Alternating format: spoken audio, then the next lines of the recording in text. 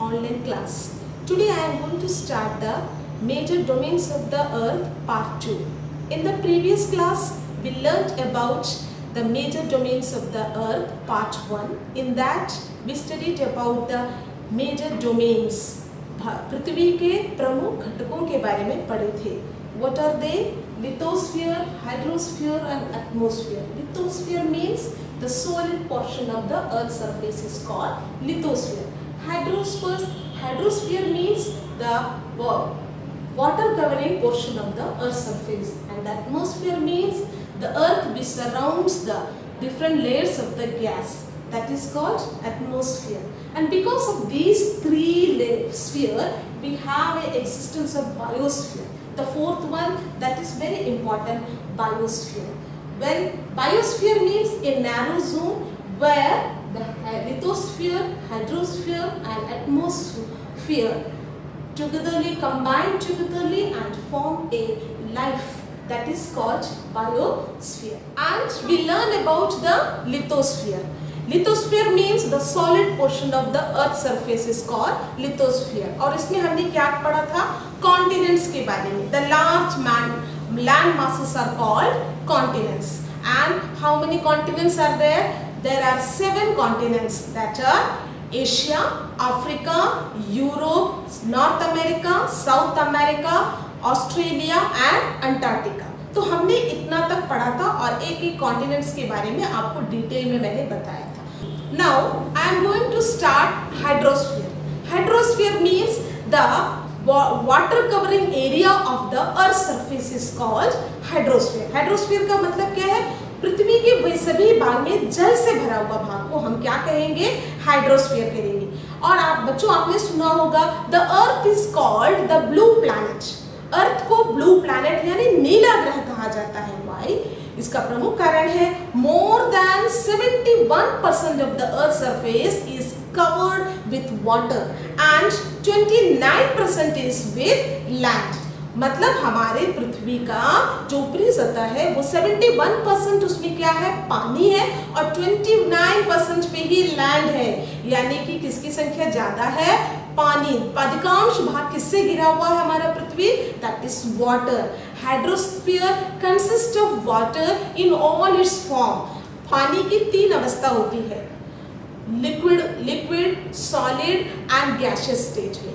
जो सॉलिड है आपको जो है पहाड़ी इलाकाओं में ग्लेशियर्स में जो है आइस शीट के रूप में पानी मिलती है, तो सॉलिड रूप में मिल गया.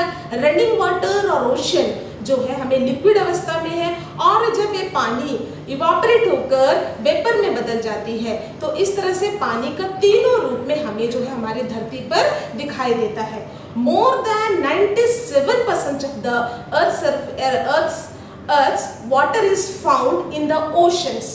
मतलब क्या है? More than 97% of the earth's water is found in the ocean. Ocean में हमारा 97% जो पानी की मात्रा है वो महासागरों में है.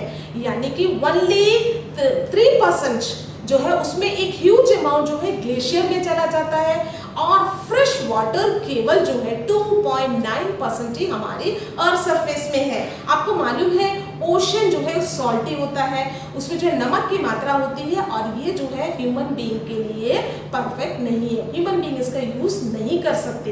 तो only we have the 2.9% of the fresh water, and as we know that earth is called as a blue planet, but we have a scarcity of water. हमें जो है पानी की कमी है.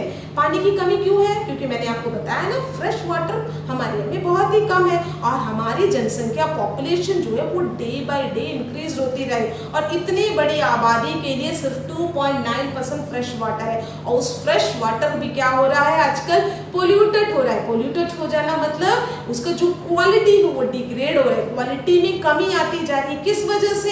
क्योंकि हम उसमें जो है पानी में जो है वेस्ट मटेरियल्स को डाल देते हैं, केमिकल्स उसमें मिल जाता है, जिसके कारण पानी का क्वालिटी गिर जाता है और पोल्यूशन. अब पोल्यूटेड पानी जो मैंने बताया 2.9% फ्रेश वाटर में अगर वो भी उसमें पोल्यूशन की मात्रा ज़्यादा हो, मैंने आपको बताया ना पॉल्यूशन का मतलब क्या है, उसकी क्वालिटी में कमी आ जाना। तो क्वालिटी में भी कमी आ जाए और हमारे ह्यूमन यूज के लिए वो उपयुक्त ना हो तो हमारे लिए परेशानी हो सकती है। और कल को जो है शॉर्टेज ऑफ वाटर एक बहुत बड़ा प्रॉब्लम हो सकता है। तो हम सभी का जिम्मेदारी है बच्चों, हमें क्या करना होगा, पानी के एक एक बूंद को बचाना होगा, क्योंकि हमारे धरती में फ्रेश वाटर की कमी है। अब हम हाइड्रोस्फीयर का जो मेन है, सबसे बड़ा जो water portion area, that is ocean के बारे में पढ़ेंगे। ओशंस, हाइड्रोस्फीयर का एक मेजर पोर्शन क्या है, वाटर पोर्शन कौन सा है, ओशंस। तो आज हम ओशंस के बारे में डिटेल में पढ़ेंगे। Oceans are the major part of the hydrosphere and they are interconnected and the ocean water are always moving। आप कभी भी मत सोचिए कि ओशन वाटर रुका हुआ है, आप खुद देखते होंगे ना धाराओं के रूप में वो बहती रहती है, वो जो है आगे मूवमेंट होता रहता है। और इसका मूवमेंट कैसा होता है, ये सर्कुलर मूवमेंट है। कैसे करते हैं ये, सर्कुलर मूवमेंट। बच्चों आप समुद्र के किनारे में जब जाते हो तो ध्यान देते हैं, लहरें आती हैं, टकराती हैं और उसके बाद में वो वापस चले जाती है, यानी कि लहर आगे की तरफ नहीं जाती। इसका क्या मतलब हुआ, आगे तरफ आई और कट हुआ और पीछे की तरफ गया। ये क्या बताती है कि समुद्र जो है वो सर्कुलर होकर मूवमेंट करते रहता है। और इस मूवमेंट का इसमें 3 रूप में है। The 3 chief movements of the ocean waters are the waves, the tides and the ocean currents. किसके रूप में वो बहती है, द वेव्स। नंबर 1 है वेव्स के रूप में, द वेव्स, उसके बाद में है the tides and number 3 the currents के रूप में। इस तरह के 3 चीफ जो है, the 3 chief movements of the ocean, the waves, the tides and the currents। waves आप देखे होंगे, waves होती कैसे है, इसका प्रमुख कारण है कि क्या है, हवा के फ्रिक्शन की वजह से जो है ये जो है समुद्र की लहरें आगे की तरफ बढ़ती रहती हैं और वो सर्कुलर मूवमेंट करती है। और टाइड्स के बारे में तो आप जानते हैं, ज्वार भाटा का होना, मतलब 6 आवर्स में पानी जो है हमारे सूरज की और जो हमारी चंद्रमा मून के जो है ग्रेविटेशनल फोर्स की वजह से पानी जो है वो ज्वार के रूप में ऊपर की तरफ हाई टाइड होती है और उसके बाद लो टाइड होती है। मतलब 6 आवर्स में आपको टाइड्स देखने को मिलेगा, ठीक है ना। और उसके करंट बड़ी बड़ी धाराओं के रूप में पानी बहती रहती है, जिसको हम लोग गर्म धारा और ठंडी धारा, इस तरह से जो है हमारे समुद्र जो है वो मूवमेंट करती रहती है। और दूसरा बात है कि बच्चों हमारे जो ओशंस है, it is divided into 5 major oceans। There are 5 major oceans। What are they? They are the Pacific Ocean, Atlantic Ocean, Indian Ocean, Southern Ocean and Arctic Ocean। Number 1 में मैं लिखने जा रही हूँ the Pacific Ocean। कितने हैं total, 5 oceans है। There are 5 major oceans। What are they? The number 1 Pacific Ocean, Atlantic Ocean, Indian Ocean, Southern Ocean and Arctic Ocean। पहले जो बच्चों 4 ओशंस को मानते थे, लेकिन अब जो है सदर्न ओशन को भी जो है 5वें ओशन के रूप में माना जाता है। So Pacific Ocean, Atlantic Ocean, Indian Ocean, Southern Ocean and Arctic Ocean. तो सबसे पहले हम पढ़ेंगे Pacific Ocean. Pacific Ocean is the largest ocean in our earth surface. हमारे अर्थ सरफेस का सबसे बड़ा जो ओशन है वो कौन है, Pacific ocean. It covers 1/3 of the earth. ये जो है हमारे जो पृथ्वी के जो 1/3 पार्ट को कवर करती है। एंड इसी में जो है पैसिफिक ओशन में ही मेरियाना ट्रेंच, मैंने आपको लिथोस्फीयर में बताया था, जिसका डेप्थ है 11,022 किलोमीटर्स में जो है इसका डेप्थ है। वो सबसे बड़ा डेप्थ वाला मेरियाना ट्रेंच कहाँ पर है, पैसिफिक ओशन में ही पाया जाता है। द पैसिफिक ओशन को अगर आप मैप पे देखेंगे तो देखना वो सर्कुलर वे में है। इसके जो है एक पोर्शन में एशिया और ऑस्ट्रेलिया है, तो दूसरे में नॉर्थ अमेरिका और साउथ अमेरिका, मतलब इन चारों महाद्वीपों को सराउंड करते हुए जो है पैसिफिक ओशन है। बच्चे आप ध्यान से इस मैप में देख सकते हैं। नेक्स्ट है अटलांटिक ओशन। अटलांटिक ओशन जो है it is the second largest ocean in the world. विश्व में दूसरा सबसे बड़ा ओशन में माना जाता है। इसका आकार बिल्कुल जो है ये एस शेप में है। कैसे शेप में है, एस आकार में जाती है, क्योंकि जो है ये जो है north America and south America, इसके वेस्ट में जो है north America and south south America है और इसके ईस्ट में यूरोप और जो है अफ्रीका है। और उस पोजीशन के, महाद्वीप के पोजीशन के हिसाब से जो है इसका जो शेप है वो बिल्कुल कैसे है, एस आकार में है। और इसके नॉर्दर्न हेमिस्फीयर के में जो है, नॉर्दर्न हेमिस्फीयर के वेस्ट में जो है नॉर्थ अमेरिका है और उसके ईस्ट में जो है यूरोप है। और आपको मैं बच्चों बता दूं कि ये दोनों ही both are very developed countries, both are very, and ये जो है this areas are famous for the international trade purpose. यहाँ पर जो है मैक्सिमम जो है, जो बड़े बड़े जहाज जो है वो एक पोर्ट से दूसरे पोर्ट में आते जाते रहते हैं। So it is called the busiest centre of the world. Atlantic ocean का नॉर्थ हेमिस्फीयर का वेस्ट और ईस्ट जो पोर्ट्स है वो बहुत ही बिजिएस्ट जोन में माना जाता है, क्योंकि आपको मैंने डेवलप्ड एरियाज है। और ये जो यहाँ का जो नॉर्थ अमेरिका और यूरोप है, ये दोनों का जो स्थल है ना वो बहुत ही कटा फटा है, and it is very perfect for the port and other thing, and because of this and the area is totally using for the trading purpose, और इसलिए इसको busiest zone, वर्ल्ड का ट्रेडिंग के लिए busiest zone में माना जाता है, that is Atlantic Ocean. And number third is Indian Ocean. It is the only ocean that was named after a country. एक कंट्री के नाम से पड़ा वाला है हमारा इंडियन ओशन। इंडिया हमारा जो देश है उसी के नाम से पड़ा है इंडियन ओशन। इंडियन ओशन जो है ट्रायंगुलर शेप में है। इसका शेप कैसा है, ट्रायंगुलर है, ब्रॉड है नॉर्थ की तरफ और साउथ की तरफ जाते जाते कैसा हो जाता है, नैरो पॉइंटेड हो जाता है। In the north it is bounded by the Asia and in the west that is Africa and in the east that is Australia. इसके वेस्ट में जो है अफ्रीका है और इसके ईस्ट में जो है ऑस्ट्रेलिया है। ओके बच्चों, now the southern ocean, the southern ocean encircle the continent of the Antarctica. ये अंटार्कटिका महाद्वीप के चारों तरफ, मतलब सदर्न साउथ हेमिस्फीयर, मैंने कहा ना दक्षिणी गोलार्ध में अंटार्कटिका महाद्वीप, इट एनसर्कल्स द अंटार्कटिका कॉन्टिनेंट। इसके चारों तरफ अंटार्कटिका कॉन्टिनेंट को एनसर्कल करते हुए सदर्न ओशन है, और ये जो है आर्कटिक सर्कल के अंदर में आती है, इसीलिए कैसा होता है, थोड़ा बर्फीला और ठंडा पानी, that is Southern Ocean. Okay बच्चों, it is comes under the southern hemisphere. And then The fifth one is Arctic Ocean. Arctic Ocean जो है बिल्कुल हायर लैटिट्यूड, उच्च अक्षांश में 90 डिग्री जो नॉर्थ पोल है, नॉर्थ पोल को एनसर्कल करते हुए है, दैट इज आर्कटिक ओशन जो है नॉर्थ पोल के आसपास में है। और आर्कटिक ओशन का सबसे खासियत बात ये है कि बच्चे it is also connected with the Pacific Ocean by a narrow strait. मैंने आपको पिछले क्लास में स्ट्रेट के बारे में बताया था ना, ए narrow straight, a narrow water channel which joins the two ocean और ए ओशन और ए सी। दो ओशन और या दो महासागरों को जोड़ने वाली जो पानी की धारा होती है, छोटे जो चैनल होते हैं, उसी को क्या कहते हैं हम लोग, स्ट्रेट कहते हैं। और जो आर्कटिक ओशन है, आर्कटिक ओशन और पैसिफिक ओशन को ज्वाइन करने वाले जो स्ट्रेट होते हैं, that is called as the Bering Strait. इसको क्या बोलते हैं बच्चों, बेरिंग स्ट्रेट कहते हैं। ये बेरिंग स्ट्रेट जो होता है, वाटर चैनल होता है, ये हमारे आर्कटिक ओशन और पैसिफिक ओशन को ज्वाइन करती है। And the Arctic circle, Arctic ocean is bounded by the north America and the Eurasia. North America के और यूरेशिया से बाउंडेड करते हुए है, दैट इज आर्कटिक ओशन। तो इस तरह से जो है we have the 5 major oceans and that's a Pacific Ocean, Atlantic Ocean, Indian Ocean, Southern Ocean and Arctic Ocean. Now atmosphere, the earth is surrounded by a layer of gas called atmosphere. Atmosphere का मतलब होता है बच्चों, जो हमारा पृथ्वी है ना, उसके चारों तरफ जो है वायु का आवरण है, और उसी को हम लोग एटमॉस्फेयर या वायुमंडल कहते हैं।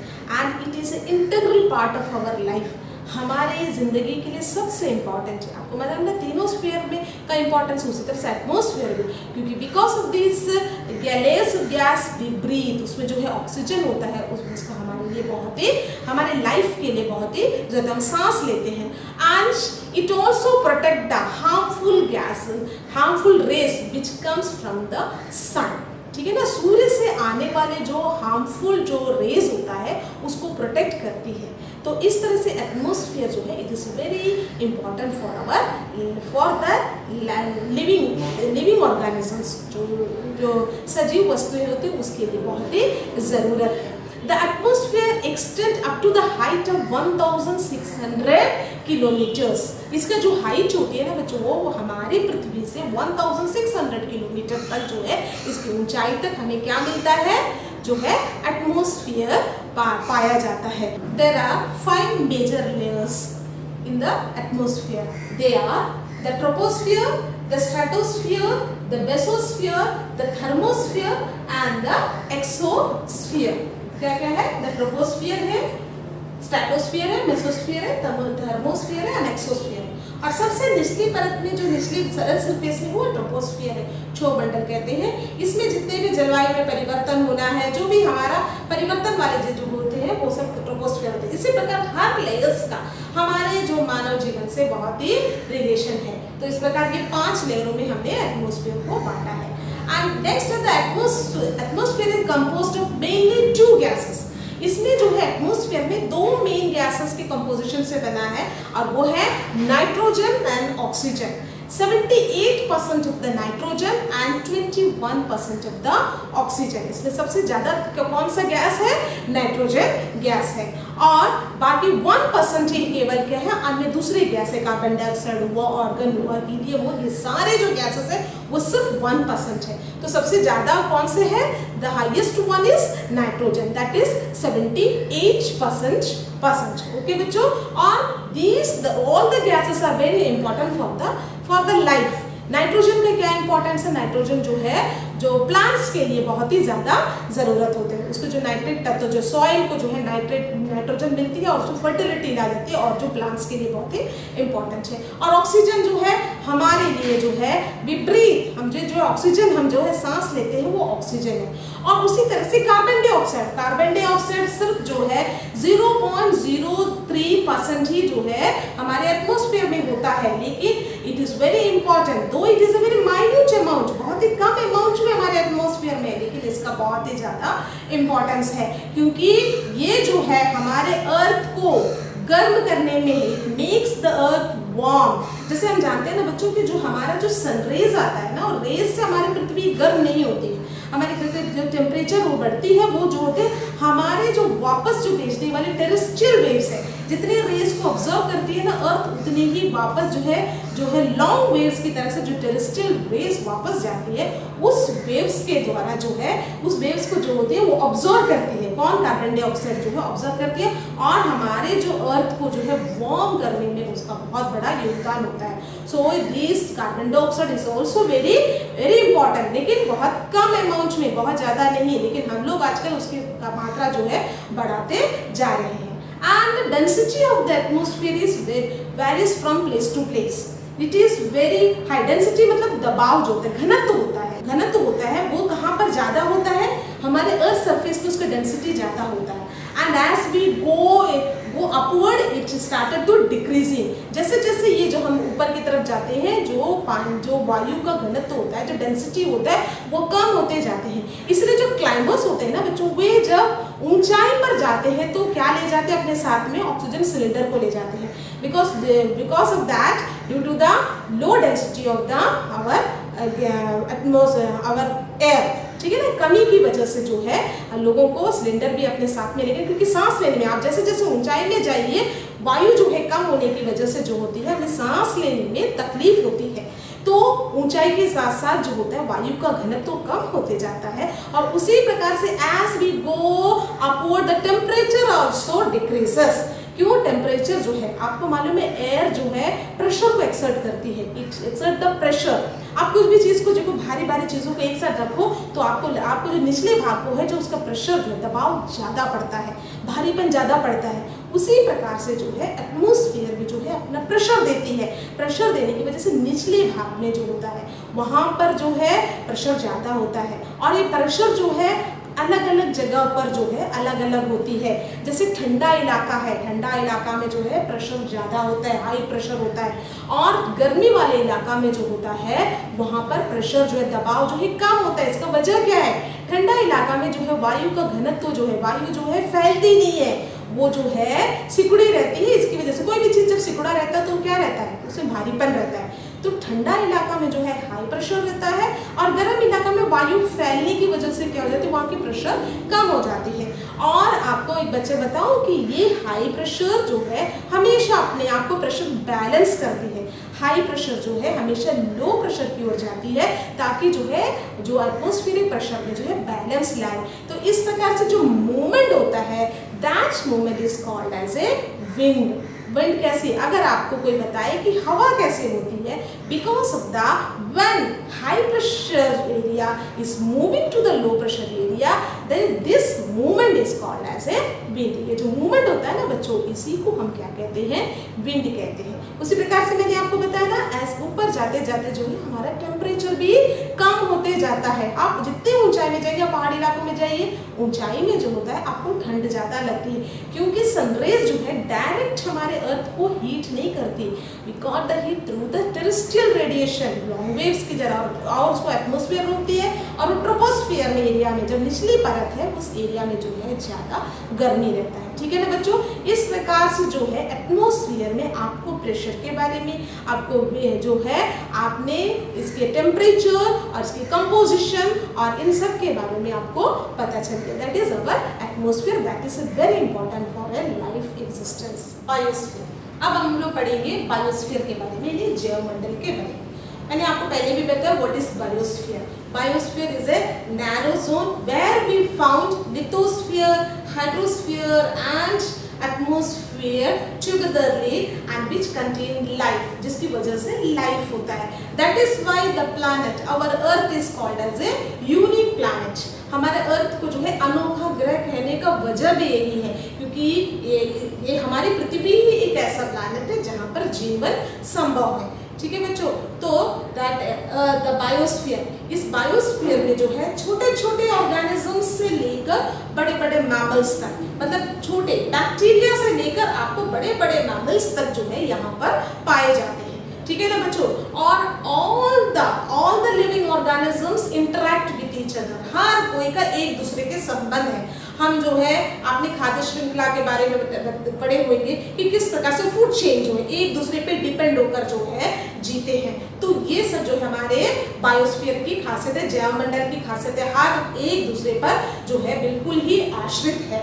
ठीक है? And the biosphere is broadly divided into two parts, plant kingdom and animal kingdom। यहाँ पे दो जो है बायोस्फीयर का दो फॉर्म है, एक प्लांट किंगडम है जो पेड़ पौधों और वनस्पतियों से जुड़ा हुआ है, and the second one is the animal kingdom, जिसमें हम लोग का जो है जितने भी प्राणी जो भी आते हैं उसमें हमारे मनुष्य और जितने भी जीव जगत के सब किंगडम आते हैं, एनिमल्स में आते हैं, वे सब आते हैं। तो इस प्रकार इसको दो भागों में बांटा है, प्लांट किंगडम और एनिमल किंगडम। इस प्रकार बच्चों जो हमारा जो तीनों जो जैवमंडल है, हम चार स्फीयर जो है, lithosphere, hydrosphere, atmosphere and the biosphere, all are interact with each other, एक दूसरे से बहुत ही इंटरैक्ट है, बहुत ही इंटर रिलेटेड है, एक दूसरे से संबंध है। फॉर एग्जाम्पल बच्चों, अगर हमने जो है फॉर द ह्यूमन बीइंग अपने यूज के लिए जो है जो पेड़ों की हम कटाई करते हैं